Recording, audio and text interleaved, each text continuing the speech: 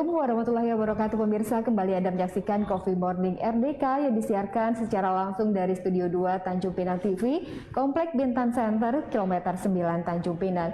Nah pemirsa, seperti biasa setiap pekannya Coffee Morning selalu menghadirkan tema yang akan dibahas bersama para narasumber. Dan untuk pada kesempatan kali ini tema yang akan kita bahas adalah 3 tahun pelaksanaan PPDB online. Nah pemirsa, untuk membicarakan tema tersebut telah hadir di studio para narasumber kami. Yang pertama yaitu Bapak Muhammad Dali MM selaku Kadis Pendidikan Provinsi Kepri, di mana beliau bergabung secara virtual. Dan kemudian pemirsa ada Bapak Samsul Bahri selaku Korwas SMA SMK SLB di Provinsi Kepri. Baik, kita akan sapa terlebih dahulu. Assalamualaikum Pak Samsul, terima kasih Pak sudah datang ke Tanjung Pinang TV. Waalaikumsalam warahmatullahi wabarakatuh. Baik Pak, terima kasih. Nah pemirsa, narasumber yang ketiga adalah Ibu Mulia Wiwin selaku PLT Kadis Pendidikan Kota Tanjung Pinang. Baik, kita akan sapa terlebih dahulu. Assalamualaikum Ibu, terima kasih sudah hadir di Tanjung Pinang TV. Waalaikumsalam warahmatullahi wabarakatuh. Baik pemirsa, seperti diketahui pelaksanaan PPDB online sedang berlangsung di Kota Tanjung Pinang dan di Provinsi Kepri. Dan diketahui pemirsa mengacu kepada peraturan Mendikbud nomor 44 tahun 2019 tentang penerimaan peserta didik baru untuk tingkat SD, untuk tingkat TK, SD, SMP, dan SMA serta SMK, maka terdapat 3 jalur pendaftaran calon siswa untuk sekolah yang dituju, yaitu berdasarkan perpindahan tugas orang tua, kemudian juga ada sistem zonasi, dan kemudian juga ada jalur afirmasi dan prestasi. Dan pemirsa, untuk Kota Tanjung Pinang sendiri sejak Senin kemarin telah berlangsung penerimaan peserta didik baru tahun ajaran 2021-2022 ya Bu ya, benar. Dan kemudian pemirsa, beberapa diinformasikan kemarin terdapat beberapa kendala pelaksanaan PPDB online ini seperti jaringan internet, kemudian adanya kurangnya berkas kelengkapan yang diupload oleh para orang tua murid begitu. Nah pemirsa, pada kesempatan ini kami akan membicarakan, berdiskusi terkait dengan tema tersebut bersama para narasumber, dan kami juga informasikan kepada Anda untuk ikut berpartisipasi bersama kami melalui telepon WhatsApp di nomor 083161593800, di mana Anda bisa menyampaikan pertanyaan terkait seputar PPDB online ini. Baik, mungkin saya akan langsung saja kepada mungkin Ibu Wiwin terlebih dahulu selaku PLT Kadis Pendidikan Kota Tanjung Pinang. Dan Bu Wiwin, ini selama kurang lebih udah sampai 4 hari ini penerimaan peserta didik baru ya Bu ya? Iya. Barangkali Bu, seperti apa sih Bu sistemnya sekarang ini? Apakah sama dengan tahun sebelumnya, tahun 2020 Bu? Oke, baik. Pertama yang ingin saya jelaskan adalah untuk tingkat SMP, kita melakukan penerimaan peserta didik baru itu dimulai hari Senin kemarin, tepatnya tanggal 21 Juni 2021. Untuk TK dan SD itu insya Allah akan dilaksanakan pada tanggal 28 Juni nanti. Kenapa ada perbedaan rentang waktu di situ? Karena di SMP ada penambahan 1 jalur lagi, yaitu jalur prestasi. Jadi yang diakomodir hari ini adalah jalur prestasi. Insya Allah hari ini kita akan menyampaikan seleksinya, hasil seleksinya. Iya, hari ini tanggal 24 Juni ya, 2021. Gitu. Baik Bu, jadi untuk jalur prestasi yang pertama kali sejak di tanggal 21 kemarin, artinya jalur prestasi ya Bu? Iya, benar. 3 hari ya Bu? Iya, benar. Nah, kemudian di jalur prestasi ini siswa-siswa yang tidak lolos dari jalur prestasi, mereka bisa masuk melalui jalur apa itu Bu? Pilihannya ada lagi, yaitu jalur zonasi. Jadi mereka yang tidak terseleksi di jalur prestasi, mereka punya hak untuk mengikuti jalur berikutnya, itu adalah jalur zonasi. Karena jalur prestasi itu kita ketahui bahwa itu lintas zona. Iya. Baik Bu, nah diketahui juga bahwa ini kan sekarang ini masih ada semacam stigma di tengah masyarakat kita bahwa sekolah ini favorit. Nah, kemudian banyak yang keluar dari zonasi tempat tinggal mereka begitu untuk mencari sekolah yang diinginkan. Mungkin pemirsa Tanjung Pinang TV melakukan hal seperti itu. Nah, ini seperti apa sih Bu sebenarnya? Apakah memang saat ini masih ada sih Bu sekolah favorit atau seperti apa nih Bu? Iya, baik. Sebenarnya paradigma sekolah favorit, sekolah unggulan, atau apalah istilahnya ya, memang sulit untuk dihilangkan, terutama bagi mungkin orang tua peserta didik. Karena kalau saya amati, keinginan yang paling dominan itu pertama adalah keinginan anaknya, mungkin ikut-ikutan temannya, yang kebetulan mungkin berada di zona di mana sekolah itu difavoritkan. Tapi yang saya juga lihat adalah keinginan orang tua, karena mungkin dulunya dia pernah sekolah di situ, gitu ya. Kalau dengan adanya zona ini, saya berpikir, karena saya juga dulu pernah menjadi wakil kepala di SMP Negeri 1, hampir 12 tahun saya di situ. Dan IMED SMP 1 itu kita ketahui bersama bahwa itu adalah sekolah favorit atau sekolah unggulan. Dan itu memang benar, karena dulu adalah sekolah RSBI, gitu ya, levelnya pada tingkat itu. Namun untuk saat ini saya berasumsi bahwa semua sekolah itu pada hakikatnya sama, kualitas dan mutunya sama. Tapi mungkin pembedanya adalah di sarana prasarana. Nah, itu saja. Baik Bu, tahan sebentar. Baik, mungkin saya akan ke Pak Samsul ya Pak ya. Bapak selaku pengawas untuk SMA, SMK, dan SLB di Provinsi Kepri. Nah, mohon izin Pak, pengawas ini apakah juga termasuk untuk wilayah kota begitu Pak, SD, SMP gitu Pak? Baik, terima kasih Mbak Dwi. Jadi sehubungan dengan penerimaan siswa baru untuk lingkungan Kepri, itu untuk di kami itu hanya khusus untuk SMA, SMK, dan SLB. Dan sementara yang untuk SD, TK maupun SMP itu kewenangan daripada masing-masing kabupaten kota sesuai dengan Undang-Undang Otonom ya 23 beberapa waktu lalu, tepatnya tanggal di tahun 2017 kita resmi ditarik ke provinsi. Nah, sehingga provinsi selama mulai dari tahun 2017 itu sudah disibukkanlah dengan mengurus pendidikan tentang SMA, SMK maupun SLB.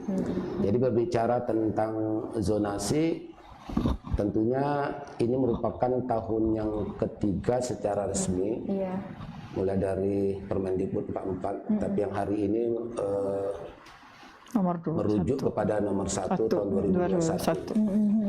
Tentu kalau kita mau lihat di antara Permendikbud yang terdahulu dengan sekarang tidak jauh berbeda. Tapi pada dasarnya niat daripada pemerintah untuk melakukan penerimaan siswa baru dengan jalur zonasi itu untuk menghilangkan image ya, di mana sekolah pada waktu itu mempunyai suatu peringkat predikat tersendiri ya untuk pada saat penerimaan siswa baru, sehingga terjadi semacam pengkotak-kotakan. Ada sekolah favorit, bahkan di beberapa tahun lalu ada RSBI, sehingga sebulan 2 bulan sebelum penerimaan siswa baru ya dia sudah diberikan kesempatan untuk menerima siswa. Logikanya tentu siswa-siswa yang punya kualitas terbaik berkumpul di satu sekolah. Nah, melihat dampak daripada pelaksanaan pendidikan selama ini terjadi sedemikian rupa, yang pada akhirnya pemerintah mengambil satu inisiatif untuk bagaimana supaya kelihatan di antara kepala sekolah, guru itu betul-betul kompetitif ya di dalam melaksanakan dan mengemban tugas dan amanah negara dalam hal pendidikan.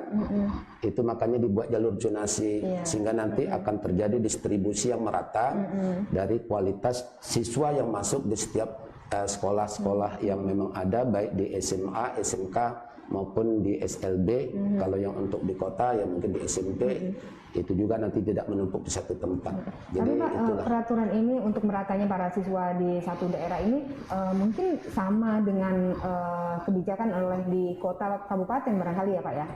Pada umumnya sama, cuman dari segi penjadwalannya yang sedikit berbeda. Kalau yang di kota, khususnya kota Tanjung Pinang itu jalur prestasi didahulukan, sehingga nanti pada saat sudah diseleksi baru dia punya kesempatan untuk di jalur zonasi. Sementara kalau kita di SMA, SMK dan SLB itu disamakan antara 4 jalur itu, mulai dari jalur zonasi, perpindahan orang tua, afirmasi maupun prestasi itu pada tanggal 28 sampai tanggal 2 Juli disamakan.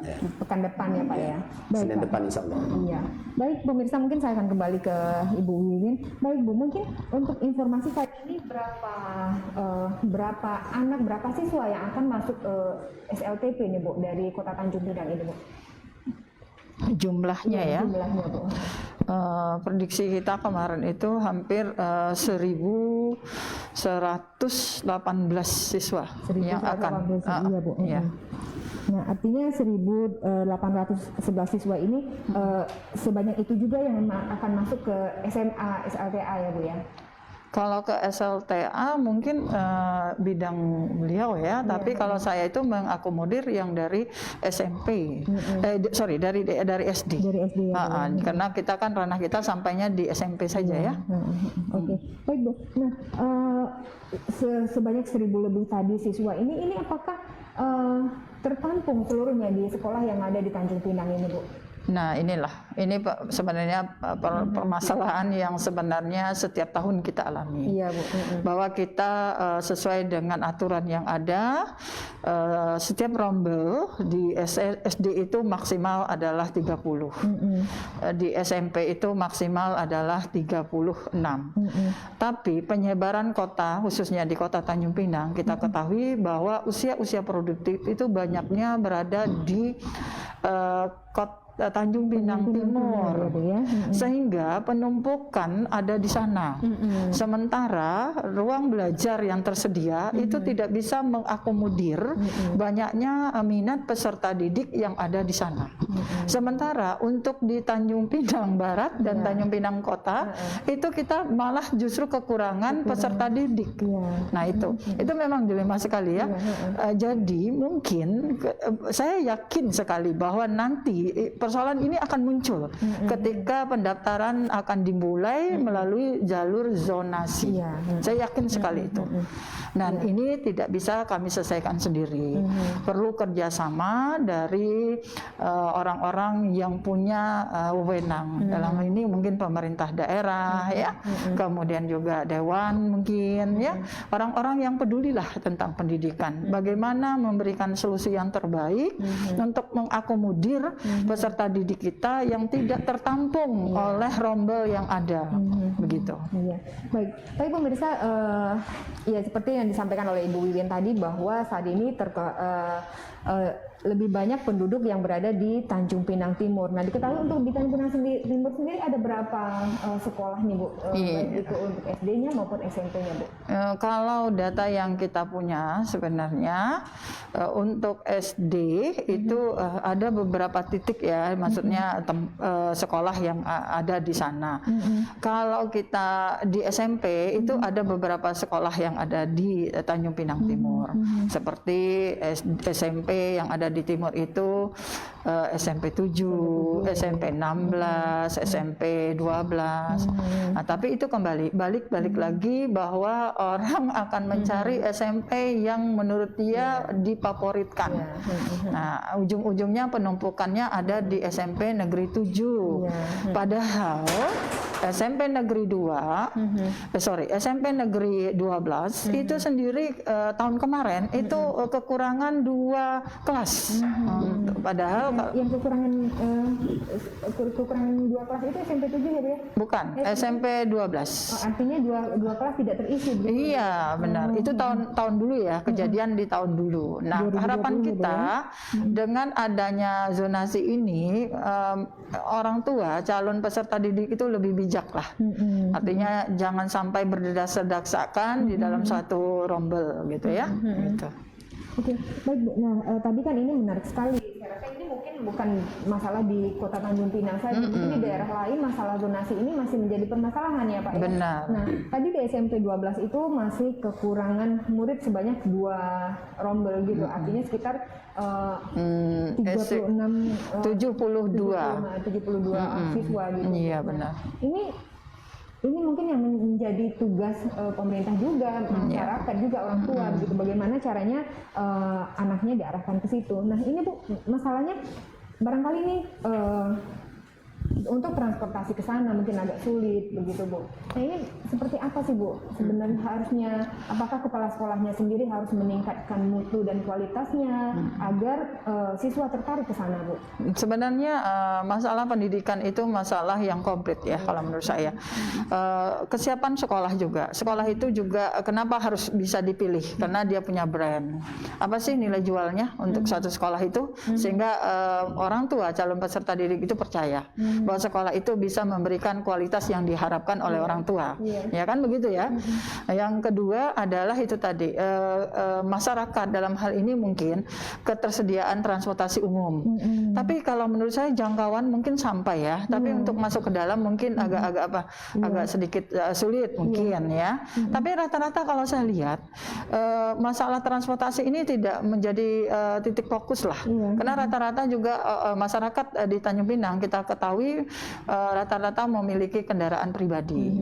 Nah, tapi yang paling dominan adalah kalau menurut saya adalah bagaimana memberikan pemahaman kepada orang tua bahwa sekolah yang ada di Tanjung Pinang ini semuanya adalah sama mutunya. Nah itu.